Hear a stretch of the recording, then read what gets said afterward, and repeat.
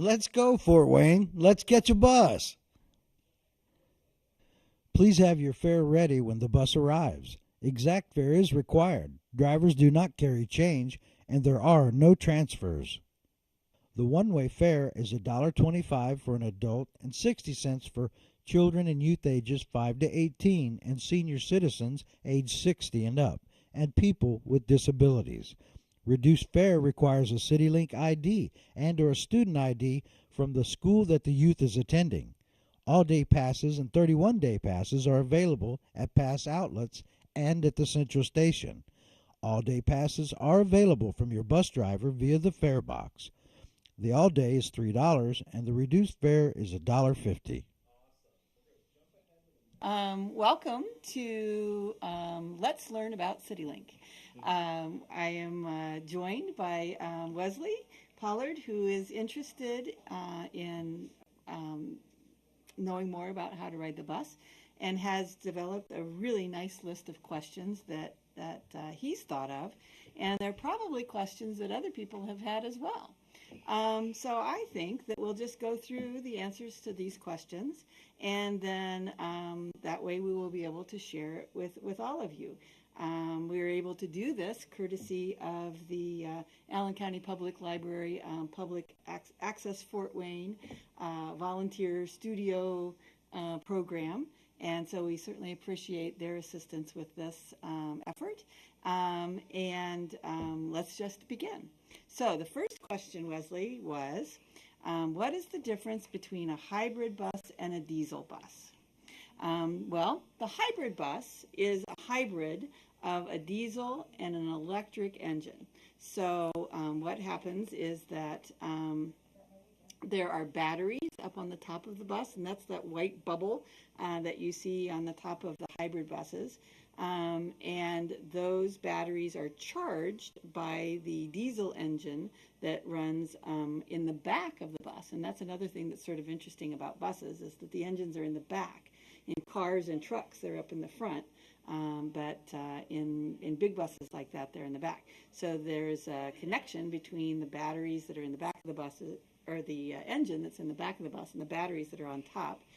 And the benefit is that the hybrid buses work on electricity enough of the time that it saves on fuel. And so these buses run on ultra low sulfur biodiesel premium fuel. So that is good for the environment. It runs a lot cleaner. And then the batteries help even more because they don't generate any pollution at all. And so, again, that's good for the environment, and it's good for the fuel mileage. So our older buses get about 4 miles to a gallon, and our newer hybrid buses get about 7 or 8. So we're doubling the fuel efficiency. The drivers like them a lot because they're easier to brake. You don't even have to push on the brake. You can just let up on the gas or the gas pedal, and then they start to stop all by themselves.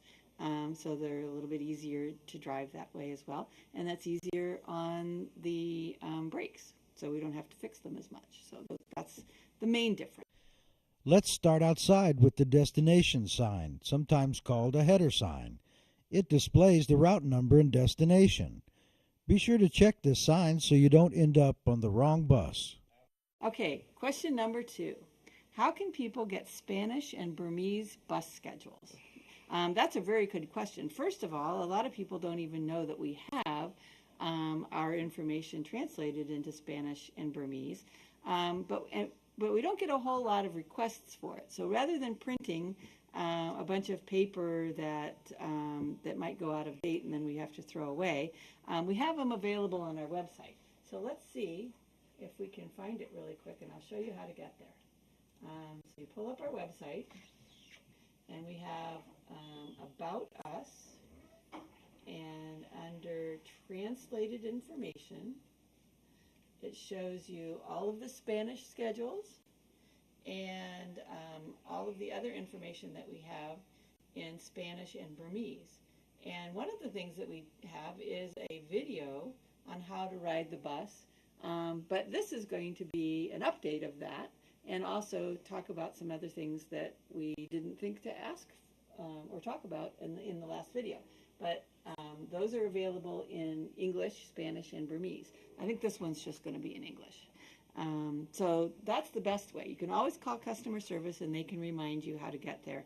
And you can go to the library and they can print those off for you as well. Or we can.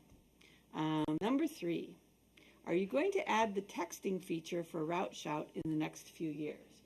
Well, that question came up because on our new Route Shout information, we have a video that the company put out that you can see that talks about a text from bus stop feature that is available for systems that have purchased that option. We're not sure that that's going to be needed. We'll see. But it isn't an option that we've purchased. We're going to see what we can do about making it work with what we have.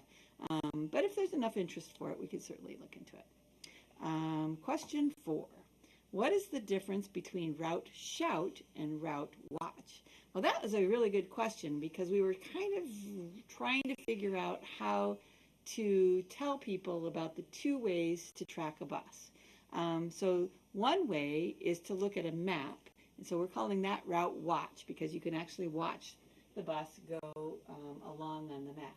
So I just had that up a second ago. Where did it go? There we go. So this is what you can watch, and I think it looks like Pac-Man. So you can watch the buses just go tootling around on along their routes like that. So we're calling that Route Watch. Route Shout. Number 5. What are the projects that we do for outreaching into the community? How do we let people know about CityLink? We try to be at different community fairs and festivals. We have an information table that we can bring to different places, and so if people are interested in having us come, we can do that. So for example, last week I did a information fair at the main library on a Saturday morning. I went to a place called Liberty Landing, which is a home for disabled veterans, and we did some training on how to ride the bus with them. So we try to do that sort of thing. We are now doing Stuff a Bus. It was on TV last night with the Comets and IPFW and Ivy Tech and Community Harvest. So we try to do some just good community outreach kind of things to let people know that we care, kind of outing. So that's kind of fun. Number 6, what is JobLink? JobLink is a program that we designed to help people find transportation to get to work. So let's look that one up here. We have 2 different things that we offer for JobLink. One is a version that gives you information if you are a worker trying to get to work. So it talks a little bit about what routes CityLink buses go to, what businesses CityLink routes go to. So we picked the top 100 businesses in the city and said, here's how you get to. So this is how you would take the bus to go work at that location.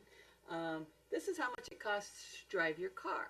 So we have a calculator that says